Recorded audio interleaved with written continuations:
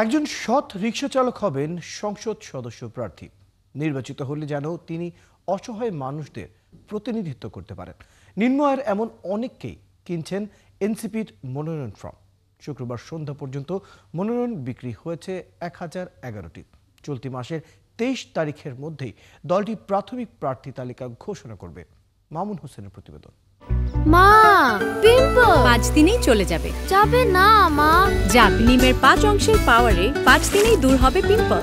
Himalaya purifying নিম face wash. মনোনয়ন form কিনতে এসেছে ভক্তদের ভালোবাসায় সিক্ত এনসিপির নেতারা। কেউ কাঁধে চড়ে, আর কেউ বা গলায় মালা ঝুলিয়ে আনন্দ মিছিল করে এসেছেন দলটির কেন্দ্রীয় কার্যালয়ে। এই অফিসে বইছে নির্বাচনী হাওয়া।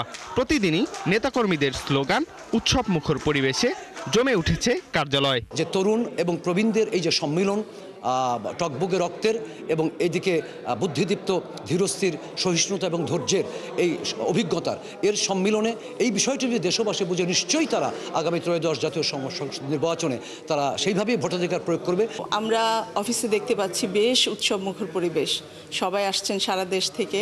তো আমরা যারা দল থেকে কাজ করছি তারাও যেমন নমিনেশন নিচ্ছি, এরকম অনেক নতুন মুখ দেখতে পাচ্ছি, শিক্ষিত সৎ মানুষজন এগিয়ে আসছেন।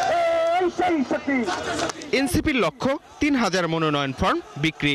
14 নভেম্বর সন্ধ্যা পর্যন্ত হয়েছে 1011টি। আমরা এই পর্যন্ত 1011টি নমিনেশন আবেদন ফর্ম জনগণ আমাদের থেকে নিয়েছে, তারা সংসদে জনগণের প্রতিনিধি হওয়ার জন্য। জনগণের এই যে উদ্দীপনা, আগ্রহ দেখে আমরা আমাদের এই সময়সীমা আরো বাড়িয়েছি। দলটির মনোনয়ন নিয়ে আছে চমক। তারা বলছেন বড় দলগুলোর হেভিওয়েট প্রার্থীদের সাথে প্রতিদ্বন্দ্বিতা হবে তাদের। অনেক হায়ার অফিসিয়াল এবং অন্যান্য দলের অনেক হেভিওয়েট নেতৃবৃন্দও এখানে নমিনেশন ফর্ম কিনেছে। কিছু কিছু অঞ্চলের উপজেলা চেয়ারম্যান, পৌর চেয়ারম্যান, সাবেক পৌর চেয়ারম্যান এবং যারা এই 16 বছরের নির্যাতনের শিকার হয়েছে, অনেক নেতৃবৃন্দই তারা এই নমিনেশন ফর্মটা সংগ্রহ করেছে। হেভিওয়েট প্রার্থীদের যারা কথা রাখে না এবং যারা মানুষের কথা চিন্তা করে না, যারা এলাকায় এমপি হয়ে ঢাকায় তার পুরো জীবন ব্যয় করে এবং এটা শুধুমাত্র একজনকে দিয়ে, একটা গুন্ডা পান্ডা দিয়ে মেনটেন করে এলাকা, এই ধরনের এমপি প্রার্থী আসলে বাংলাদেশের মানুষ আর চায় না।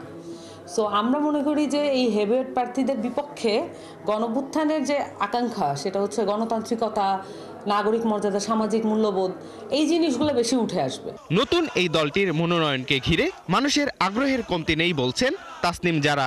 যিনি সবচেয়ে যোগ্য প্রার্থী, সবচেয়ে সৎ প্রার্থী এবং এলাকার সাথে জনসম্পৃক্ততা আছে, মানুষের জন্য কাজ করতে চান, সংসদে গিয়ে আসলেই জনগণের জন্য কথা বলতে পারবেন, দলের প্রতিনিধি না জনপ্রতিনিধি হয়ে কথা বলতে পারবেন, এমন মানুষগুলোকে আমরা জাতীয় নাগরিক পার্টি থেকে সংসদে পাঠাতে চাই। যে মানুষগুলো আগে হয়তো কখনো রাজনীতিতে ছিলেন না, তারাও চিন্তা করছেন যে দেশের সেবায় কিভাবে সম্পৃক্ত হওয়া যায়, এবং এটাই আমাদের উদ্দেশ্য ছিল। চলতি মাসের 22 থেকে 23 তারিখের দিকেই এনসিপির প্রাথমিক তালিকা প্রকাশ করা হবে বলেও জানান তারা। মামুন হুসাইন, 71, ঢাকা।